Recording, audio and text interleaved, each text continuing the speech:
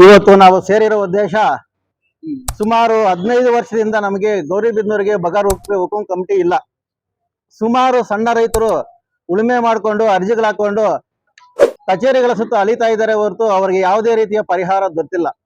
ಅದಕ್ಕೋಸ್ಕರ ಸರ್ಕಾರ ಎಚ್ಚೆತ್ತುಕೊಂಡು ಈ ಕೂಡಲೇ ಗೌರಿಬಿದನೂರಿಗೆ ದರ್ಖಾಸ್ತ್ ಕಮಿಟಿ ಕೊಟ್ಟು ಈಗ 53, 57ರಲ್ಲಿ ಏನೇನು ಅರ್ಜಿ ಹಾಕಿದ್ದಾರೆ ಪ್ರತಿಯೊಬ್ಬ ಸಣ್ಣ ರೈತನಿಗೂ ಸಾಗುವಳಿ ಚೀಟಿ ನೀಡಿ ಖಾತೆ ಮಾಡ್ಕೊಡ್ಬೇಕಂತ ಹೇಳ್ಬಿಟ್ಟು ನಮ್ಮ ಒಂದು ಮುಂದೆ ಬೇಡಿಕೆಯನ್ನು ಇಟ್ಕೊಂಡು ಇವತ್ತು ಇಷ್ಟು ಜನ ನಿಜವಾದ ರೈತರ ಜೊತೆ ನಾವು ರೈತ ರಕ್ಷಣಾ ಸೇನೆ ಕೈ ಜೋಡಿಸಿ ಅವರಿಗೆ ಸಹಾಯ ಮಾಡಲು ಸರ್ಕಾರದಿಂದ ಸಹಾಯ ಮಾಡಿಸಲು ಈ ಪ್ರತಿಭಟನೆ ಹಮ್ಮಿಕೊಳ್ಳಲಾಗಿದೆ.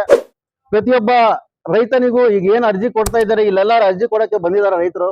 ಈ ಎಲ್ಲಾ ರೈತರಿಗೂ ಮಾನ್ಯ ತಹಸೀಲ್ದಾರ್ ಅವರು ಭೇದ ಭಾವ ಮಾಡದೆ ಪಕ್ಷ ಭೇದ ಮರೆತು ಎಲ್ಲ ಇಲ್ಲಿ ಬಂದಿರೋರೆಲ್ಲಾನು ನಿಜವಾದ ರೈತರು, ಸಣ್ಣ ರೈತರು, ಇವ್ರನ್ನೆಲ್ಲರಿಗೂ ಬಗಾರ್ ಹುಕುಂ ಕಮಿಟಿಯಲ್ಲಿ ಸಾಗುವಳಿ ಚೀಟಿ ನೀಡಿ ಈ ರೈತರನ್ನ ಆದ್ಕೋಬೇಕು ಅಂತ ಹೇಳ್ಬಿಟ್ಟು ನಾವು ಈ ಸ್ಟ್ರೈಕ್ ಮಾಡ್ತಾ ಇದೀವಿ.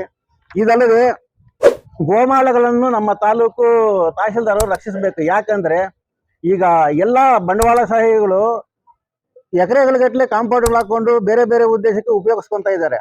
ರೈತರಿಗೆ ಮೇಯ್ಸಕ್ಕೆ ಹಸುಗಳಿಗೆ ಮೇವಿಲ್ಲ, ಜಾಗ ಇಲ್ಲ, ಕುರಿಗಳು ಮೇಕೆಗಳು ಮೇಯ್ಸಕ್ಕೆ ಜಾಗ ಇಲ್ಲ.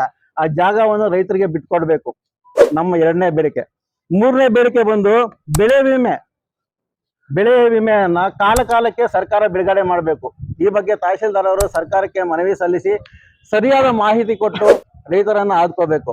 4ನೇದು, ರೈತರನ್ನ ಇಲ್ಲಿ ಖಾತೆ ಮಾಡುವಾಗ ಪಾಣಿಗಳಲ್ಲಿ ಮಿಸ್ಟೇಕ್ ಮಾಡಿ ಆಫೀಸ್ಗಳು ಸುತ್ತಿಸ್ಕೊಂತ ಇದ್ದಾರೆ. ಏನಂದ್ರೆ ಇವಾಗ ಖಾತೆ ಮಾಡಕ್ಕಿರೋದು ಒಂದು ಹೆಸರು ಮಿಸ್ ಮಾಡೋದು, ಇಲ್ಲ ಸ್ಪೆಲ್ಲಿಂಗ್ ಮಿಸ್ ಮಾಡೋದು, ಇಲ್ಲ ಸರ್ವೆ ನಂಬರ್ ಅಲ್ಲಿ ಭಾಗ 1, 2 ಇರುತ್ತೆ, 1 ಇಲ್ದಂಗೆ ಮಾಡೋದು. ಈ ತರ ಮಾಡ್ಬಿಟ್ಟು AC ಆಫೀಸ್ಗೆ ಹೋಗು ಅನ್ನೋದು, DC ಆಫೀಸ್ಗೆ ಹೋಗು ಅನ್ನೋದು ಬಹಳಷ್ಟು ಪ್ರಕರಣಗಳು ಇಲ್ಲಿ ದಾಖಲಾಗಿದೆ.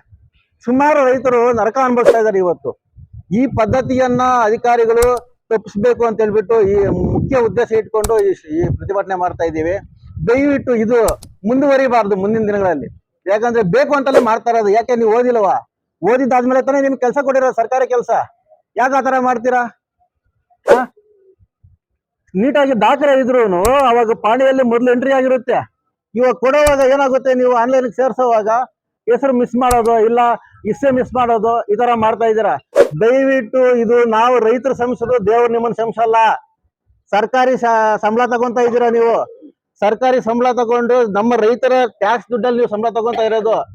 ದಯವಿಟ್ಟು ಈ ತರ ಕೆಲಸ ಮಾಡಕ್ ಹೋಗ್ಬೇಡ್ರಿ. ಬೇಕು ಅಂದ್ರೆ ಕೇಳಿ ಇಷ್ಟು ಕೊಡಿ ಅಂದ್ರೆ ಕೊಟ್ಬಿಡ್ತಾರೆ ಪಾಪ ರೈತರು. 2 ವರ್ಷ 3 ವರ್ಷ ಆಫೀಸರ್ ಜೊತೆ ಸುತ್ಕೊಳ್ಳೋದು ಇದು ಸಲ್ಲದು. ದೇವರ ಆಣೆಗೂ ದೇವರು ಮಾತ್ರ ಶ್ರಮಿಸಲ್ಲ ನಿಮ್ಮನ್ನ. ಈ ತರ ಕೆಲಸಗಳನ್ನ ಮಾಡಬಾರ್ದು. ಆಮೇಲೆ 100 ಎಕರೆ ಬಂಡವಾಳಶಾಹಿಗಳು ಇವತ್ತು ಜಮೀನುಗಳನ್ನ ಕೊಂಡ್ಕೊಂಡು ಕಾಂಪೌಂಡ್ ಹಾಕೊಂತ ಇದ್ದಾರೆ. ಅವ್ರು ಯಾರು ವ್ಯಾಪಾರ ಬೇಸಾಯ ಮಾಡಲ್ಲ. ರೈತ ದೇಶಕ್ಕೆ ಅನ್ನ ಕೊಡಲ್ಲ. ದೇಶಕ್ಕೆ ಅನ್ನ ಕೊಡೋ ನಿಜವಾದ ರೈತ ಅಂದ್ರೆ ಈ ತರ 2 ಎಕರೆ 3 ಎಕರೆ ಉಳುಮೆ ಮಾಡ್ಕೊಂಡು ಇರೋರೇ ಇವತ್ತು ದೇಶಕ್ಕೆ ಅನ್ನ ಕೊಡ್ತಾ ಇರೋದು. 1950ರಲ್ಲಿ 40 ಕೋಟಿ ಜನಸಂಖ್ಯೆ ಇತ್ತು. ಆವಾಗ ಭೂ ಪ್ರದೇಶ ಇಷ್ಟೇ ಇದೆ. ಇವತ್ತು 140 ಕೋಟಿ ಆಗಿದೆ. 140 ಕೋಟಿ ಆದ್ರೂ ಭೂಮಿ ಬೆಳೆದಿಲ್ಲ.